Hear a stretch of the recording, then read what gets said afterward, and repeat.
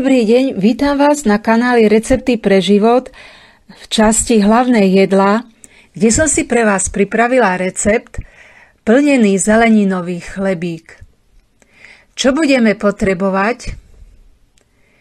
Taký 500, maximálne 600 gramový bochník chleba, podlhovastý tvar, aby mal, 2 kusy po 100 gramov rastlinnej nátierky sojakrém v črievku alebo 2 kusy francúzskej nátierky v črievku.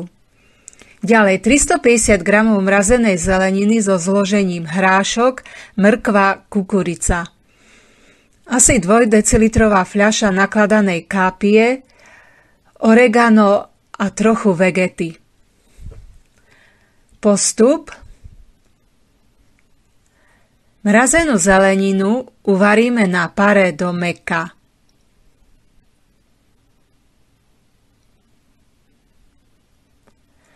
Preložíme ju do misy a nasypeme na ňu oregano a trošku vegety. Viacej nesolíme, lebo soli je dosť v chlebe i v nátierke.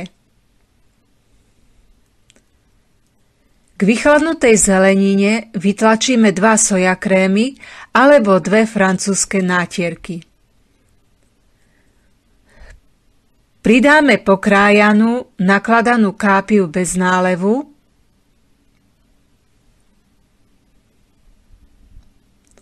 a dobre to premiešame. Z nakladanej kápie získa nátierka jemné oranžové zafarbenie. Podlhovastý chlebík prekrojíme na 2 polovice. Musí byť podlhovastý, lebo okrúhly sa bude po naplnení horšie krájať. Z oboch polovic chleba vydlabeme striedku a väčšinu z nej rozdrobíme a primiešame do plnky. Nepoužijeme všetku striedku z chleba, aby nebolo plnky priveľa a potom sa všetka nevojde do chlebíka. Menšiu časť striedky odložíme bokom alebo do mrazničky a použijeme ju napríklad ako prílohu k nejakej polievke. Pripravenou plnkou naplníme obe polovice chlebíka. Pri plnení ju dobre utláčame lyžicou.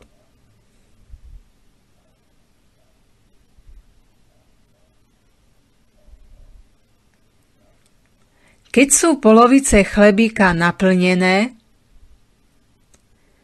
na stranu s plnkou priložíme alobal, dobre ho pritlačíme.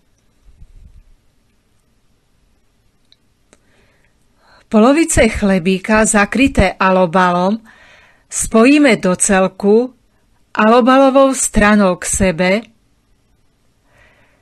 dáme ich na tesno do igelitového sáčku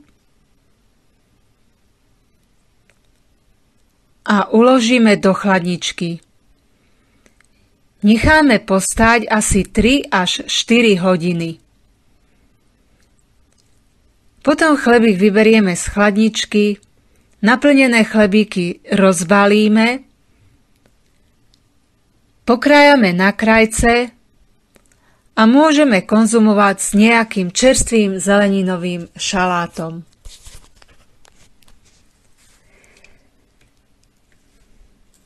Ďakujem vám za pozretie videa, prípadne za zdieľanie, za komentáre, za prihlásenie sa na odber.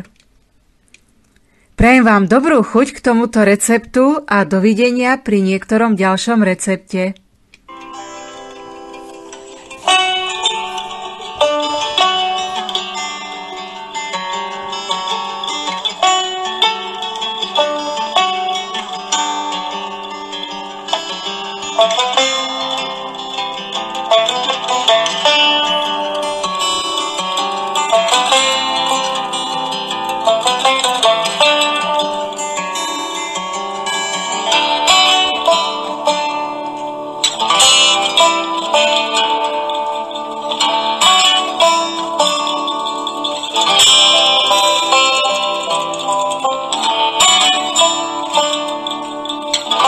Thank you.